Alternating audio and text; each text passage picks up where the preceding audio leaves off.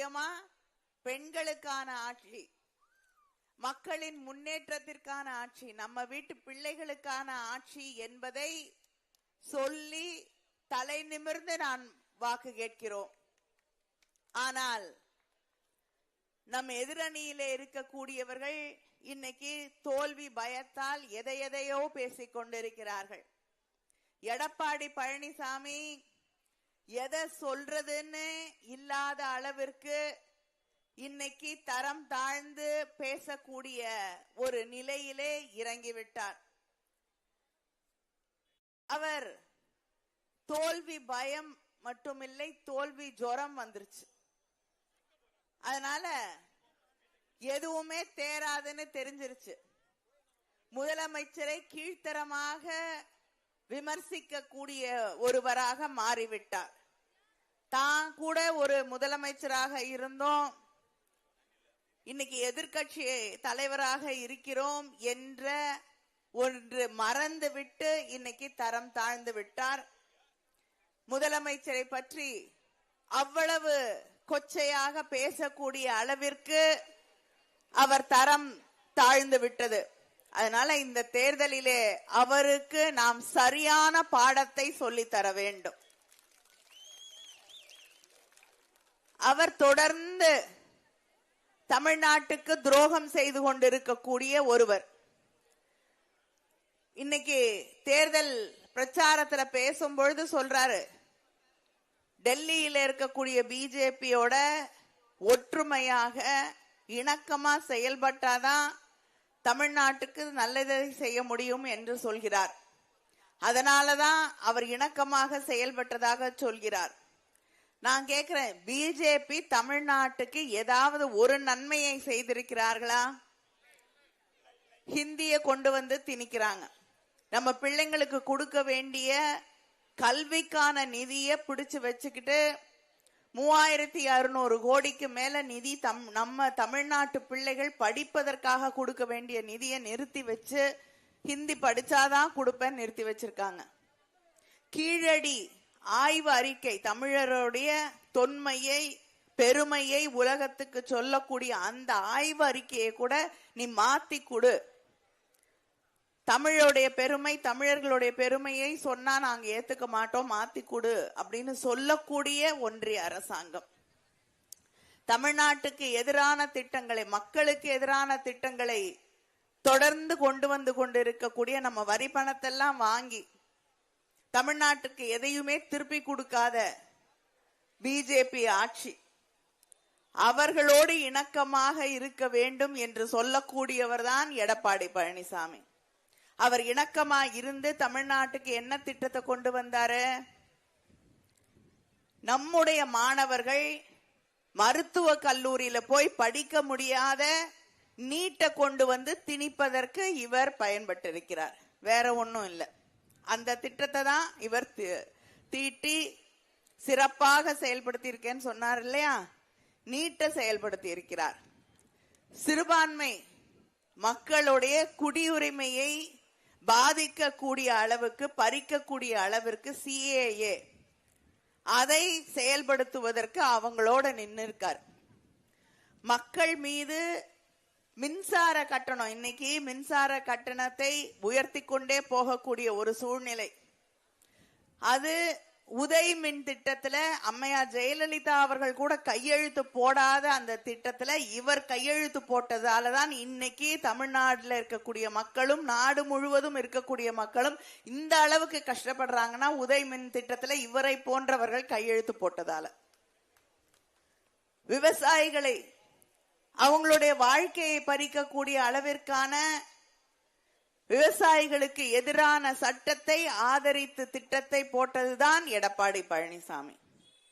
அது மட்டும் இல்ல, 100 நாள் வேலை தமிழ்நாட்டில் மட்டும் இல்ல, நாடு முழுவதும் இருக்கக்கூடிய கிராமங்கள்ல இருக்கக்கூடிய மக்களுக்காக கொண்டு வரப்பட்டது 100 நாள் வேலை திட்டம். மோடி ஆட்சிக்கு வந்த பிறகு யாருக்காவது சம்பளம் சரியா ஏறுதா? இல்ல 100 நாள் வேலை கிடைக்குதா? அதுக்கு முன்னாடி கிடைச்சது. ஆனா மோடி ஆட்சிக்கு வந்த பிறகு அது அந்த 100 நாள் வேலை திட்டத்துக்கு கொடுக்க வேண்டிய நிதியை குறைச்சுக்கிட்டே வராங்க. அந்த நிதி ஒதுக்கீடு செய்யறது இல்ல. இப்ப அதுக்கு சட்டம் வேற போட்டுட்டாங்க. இங்க நாமக்கல் பக்கத்துல இருக்கக்கூடிய கிராமத்துல 100 நாள் வேலை யாருக்கு கொடுக்கணும், என்ன வேலை கொடுக்கணும், எத்தனை பேருக்கு வேலை கொடுக்கணும், எவ்வளவு சம்பளம் கொடுக்கணும் நாங்க டெல்லியில இருந்து முடிவு பண்ணுவோம். தமிழ்நாடு அரசு முடிவு செய்யக்கூடாது என்று ஒரு சட்டத்தை கொண்டு வந்திருக்கிறது பிஜேபி ஆட்சி. அந்த பிஜேபியை ஆதரித்து அவர்களோடு கைகோர்த்து கொண்டு நிற்கக்கூடியவர் தான் எடப்பாடி பழனிசாமி. இப்படி மக்களுக்கு எதிரான அத்தனை திட்டத்துக்கும் கைகோர்த்து கை தட்டி வரவேற்றவர் தான் எடப்பாடி பழனிசாமி. இப்ப டீலிமிட்டேஷன், தொகுதி மறு சீரமைப்பு என்ற ஒன்றை பெண்களுக்கான இடஒதுக்கீட்டை தரேன்னு சொல்லி ஒன்றிய அரசாங்கம் இப்பொழுது கொண்டு வருகிறார்கள். இப்ப இருக்கிற எண்ணிக்கையிலேயே கொடுக்கலாம் 33% பெண்களுக்கான இடஒதுக்கீட்டு. ஆனா நான் தொகுதியெல்லாம் மறுசி வரை இது விட்டுதான் கொடுப்பேன் அப்படிங்கிறாங்க. இப்ப தேர்தலுக்கு இடையே எல்லா எதிர்கட்சிகளும் இப்பொழுது வேண்டாம், இன்னும் ஒரு 10 நாள் கழிச்சு பார்லிமெண்ட்டை வச்சுக்கோங்க அப்படின்னு சொல்லக்கூடிய அந்த நேரத்துல திடீர்னு 3 நாள் நாடாளுமன்றத்தை கூட்டி இருக்கிறது ஒன்றிய பிஜேபி. ஏன்? எந்த விதமான கருத்தையும் மக்கள் கிட்டையும் கேட்கல, எதிர்கட்சிகள் கிட்டையும் கேட்கல. தமிழ்நாட்டுக்கு எத்தனை தொகுதிகள் நாம் இழந்து விடுவோம்? ஏன்னா தமிழ்நாட்டில் மக்கள் தொகையை கட்டுப்படுத்தி இருக்கோம். தமிழ்நாடு வளர்ச்சி பெற்று இருக்கக்கூடிய ஒரு மாநிலமாக இருக்கிறது. அந்த நிலையில நமக்கு எத்தனை தொகுதிகள் குறையும் என்று தெரியவில்லை. ஒருவேளை நமக்கு குறையலன்னா கூட மற்றவர்களுக்கு எவ்வளவு அதிகரிக்கப்படும் என்று தெரியவில்லை. அப்ப நம்ம நாடாளுமன்றத்தில் பேசும் பொழுது நம்முடைய கருத்துக்கு மரியாதை இருக்காது.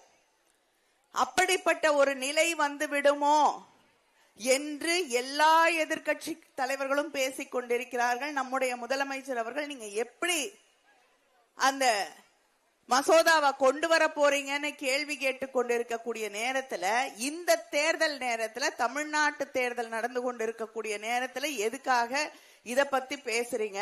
அமித்ஷாவே சொல்லிட்டாரு எந்த பிரச்சனையும் இருக்காதுன்னு.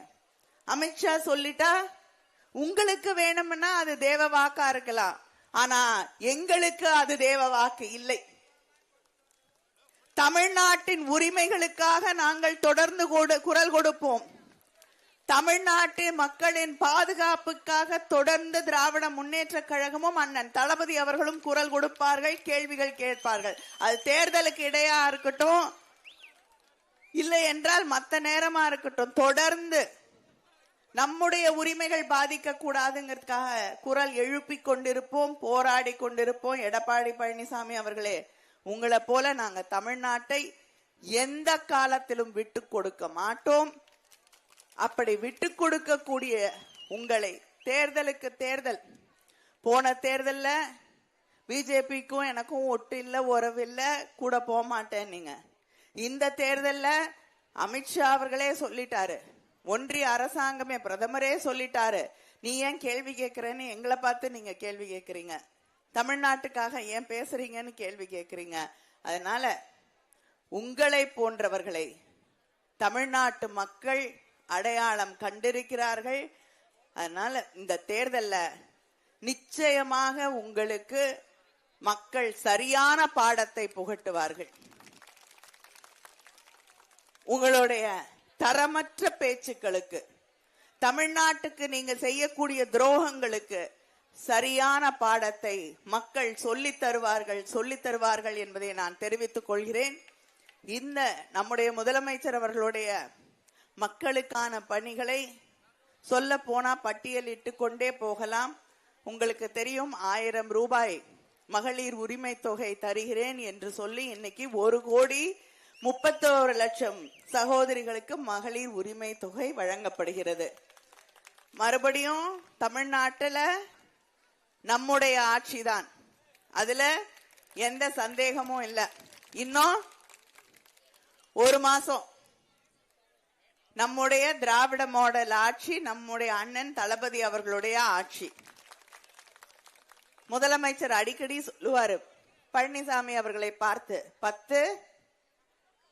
10 தோல்வி பழனிசாமி என்று. வரக்கூடிய தேர்தலுக்கு பிறகு 11 ஆயிடும். அதனால அதையும் சேர்த்து உங்க கணக்குல வச்சுக்கோங்க. அந்த ஆட்சி மாற்றத்திற்கு பிறகு நம்முடைய ஆட்சி தொடரக்கூடிய அந்த நேரத்திலே நாம் மக்களுக்கு தந்திருக்கக்கூடிய வாக்குறுதியை நிறைவேற்றி காட்டினோம். ஏன்னா உங்க ஆட்சியில நீங்க செல்போன் கொடுக்கறேன், நீங்க யாருக்குமே கொடுக்கல. ஆனா நம்முடைய ஆட்சி வந்தவுடன், அதிமுக ஆட்சி சென்று நம்முடைய ஆட்சி வந்தவுடன் மக்களுக்கு தந்த அந்த வாக்குறுதியை நிறைவேற்றி காட்டினோம். 1000 ரூபாய் கொடுத்தோம். இப்பொழுது நம்முடைய ஆட்சி தொடரவிருக்கிறது. அந்த ஆட்சியில 1000 2000 உயர்த்தி வழங்கப்படும். இங்கே இருக்கக்கூடிய சகோதரிகளுக்கு, சுய உதவி குழுக்களிலே இருக்கக்கூடிய சகோதரிகள் சொந்தமா தொழில் தொடங்கணும்னு நினைச்சாங்கன்னா அவங்களுக்கு 5 லட்சம் ரூபாய் மானியத்தோடு கூடிய கடன் வழங்கப்படும். நிலத்தை அடமானமா கொடுங்க, நகை அடமானமா கொடுங்க எல்லாம் கேட்காம கடன் வழங்கப்படும் உங்களுக்கு தொழில் தொடங்குவதற்காக. நம்ம வீட்டு பிள்ளைகள் கல்லூரியிலே போய் படிக்கக்கூடிய அந்த பிள்ளைகளுக்கு இப்பொழுது மாதம் 1000 ரூபாய் கொடுக்கப்படுகிறது. அடுத்து நம்முடைய ஆட்சி தொடரக்கூடிய நம்முடைய ஆட்சியிலே அந்த தொகை 1500 உயர்த்தி வழங்கப்படும். அது மட்டும் இல்ல, படிச்சு முடிச்சுட்டு வேலை தேடிட்டு இருக்க பிள்ளைங்களுக்கு வேலை தேடுவதற்கான, வேலை கிடைப்பதற்கான பயிற்சி வழங்கப்படும்.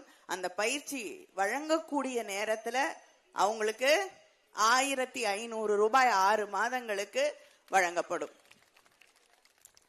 மடிக்கணினி லேப்டாப்பை நிறுத்தினது எடப்பாடி பழனிசாமி, மறுபடியும் கொண்டு வந்தது நம்முடைய முதலமைச்சர் அண்ணன் தளபதி அவர்கள். அதனால அடுத்து வரக்கூடிய நம்முடைய ஆட்சியிலே 5 ஆண்டுகளுக்குள் 35 லட்சம் மாணவர்களுக்கு, மாணவிகளுக்கு அந்த லேப்டாப்புகள் வழங்கப்படும். விவசாய பெருமக்களுக்கு இலவச மின்சார திட்டத்தை கொண்டு வந்தது நம்முடைய தலைவர் கலைஞர் அவர்கள்.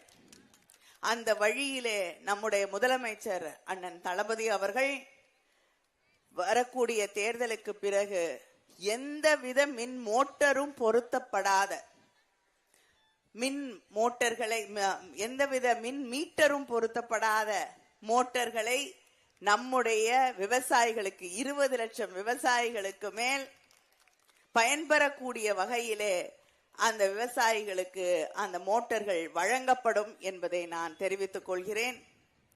இப்படி எல்லாருக்கும் பயன்படக்கூடிய திட்டங்களை நிறைவேற்றி தந்திருக்கக்கூடிய நம்முடைய முதலமைச்சர் இந்த பகுதியிலே இருக்கக்கூடிய மக்களுக்காக புதுச்சத்திரம் ஊராட்சி ஒன்றியத்திற்கு உட்பட்ட 300க்கும் மேற்பட்ட கிராமங்களுக்கு 854 கோடி மதிப்பீட்டில் ராசிபுரம் கூட்டு குடிநீர் திட்டத்தை நிறைவேற்றி தந்திருக்கிறார்கள். கலைஞர் கனவு இல்லம் திட்டத்தின் மூலமாக குடிசை இல்லா மாவட்டமாக நாமக்கல் மாவட்டம் மாறியுள்ளது. நைனாமலை வரதராஜ பெருமாள் கோவிலுக்கு சாலை அமைக்கப்பட்டுள்ளது. புதுச்சத்திரம் ஒன்றியம் முழுவதும் சாலை வசதி மேம்படுத்தப்பட்டுள்ளது. புதுச்சத்திரம் சென்னை மாகாணத்தின் முன்னாள் முதலமைச்சர் டாக்டர் சுப்பராயன் அவர்களுக்கு சிலையுடன் அரங்கம் திறக்கப்பட்டுள்ளது. இனி நம்முடைய ஆட்சி வந்தவுடன் நாமக்கல்ல ஜவுளி குழுமம் உருவாக்கப்படும். காவிரி ஆற்றில் மேலப்பேட்டை பாளையம் பகுதியிலே குளிப்பதற்கான படித்துறை நீங்க கேட்டுட்டு இருக்கீங்க, அது அமைத்து தரப்படும். திருமணி முத்தாரின் குறுக்கே மேம்பாலம் அமைக்கப்படும். கோழி வளர்ப்பு தொழிலில் ஆலோசனைகளை வழங்கிட ஒருங்கிணைந்த கோழி வளர்ப்பு மையம் உருவாக்கப்படும். அந்த ஆலோசனைகளின் அடிப்படையிலே அவர்களுடைய தேவைகளை எல்லாம் நம்முடைய ஆட்சி, திராவிட மாடல் ஆட்சி நிறைவேற்றி தரும். மோகனூர் பாசன வாய்க்கால் கரையிலே உள்ள மண்பாதையை கான்கிரீட் பாதையாக மாற்றி தருவோம். சுய உதவி குழுவில் இருக்கக்கூடிய பெண்களுக்கு நான் திரும்பவும் சொல்கிறேன், நீங்க சுய தொழில் தொடங்குவதற்கு 5 லட்சம் ரூபாய் வரை கடன், மானியத்துடன் கூடிய கடன் வழங்கப்படும். இதையெல்லாம் நிறைவேற்றி தர எங்களுக்கு மறுபடியும் ஒரு வாய்ப்பை நீங்கள் வழங்குவீர்கள் என்று நான் நிச்சயமாக நம்புகிறேன். நம்முடைய முதலமைச்சர் அவர்களுடைய ஆட்சி தொடர வேண்டும்.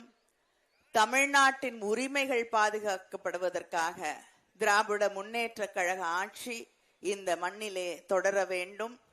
தமிழர்களுடைய சுயமரியாதையை பாதுகாக்க, மொழியை பாதுகாக்க, நம்முடைய பிள்ளைகளுடைய எதிர்காலத்தை பாதுகாக்க நாம் இந்த தேர்தலிலே திராவிட முன்னேற்ற கழகத்திற்கும் நம்முடைய கூட்டணி இயக்கங்களுக்கும் வாக்களிக்க வேண்டும் என்ற அந்த உறுதியை நாம் அத்தனை பேரும் ஏற்றுக்கொள்ள வேண்டும்.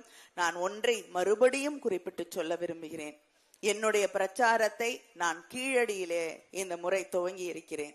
ஏனென்றால் இந்த தேர்தல் என்பது கீழடிக்கும் நாக்பூருக்குமான தேர்தல் என்பதை நான் சொல்ல விரும்புகிறேன்.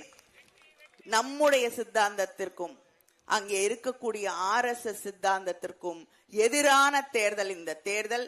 தமிழகத்தை அவர்களிடம் இருந்து பாதுகாக்க வேண்டிய தேர்தல், இந்த நாட்டை மீட்டெடுக்க வேண்டிய தேர்தல் என்ற அந்த உணர்வோடு நாம் இந்த தேர்தலிலே வாக்களிக்க வேண்டும். மிகப்பெரிய வெற்றியை இந்த தொகுதியிலே நம்முடைய நாமக்கல் ராணி அவர்களுக்கு உதயசூரியன் சின்னத்திலே வாக்களித்து நீங்கள் உருவாக்கி தந்திட வேண்டும். நன்றி, நன்றி, நன்றி. வணக்கம்.